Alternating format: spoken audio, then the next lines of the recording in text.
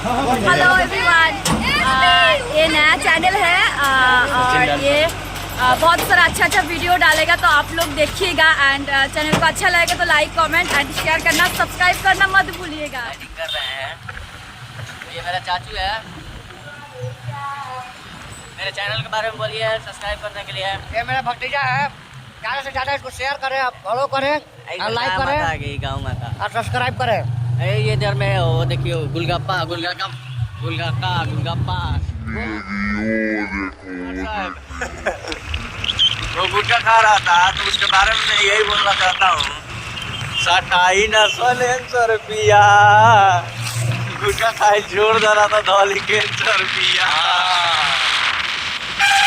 हमने का 5 ये अभी NH हाईवे एक्सप्रेस हम पार कर रहे हैं। ये इधर से किधर, ये देखो बंदे, हाय बोलो, हाय हाय हाय है।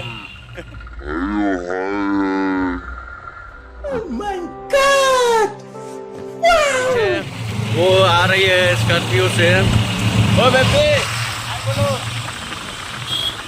शाबाश बेटा। ये कौन सा गाड़ी है आप लोग बता सकते हैं मेरे को? और हम लोग किधर से जाएंगे? ये बरान रोड होकर जाएंगे। बरान रोड होकर जा रहे हैं। आप लोग बताइए, आप लोगों को कैसा लग रहा है?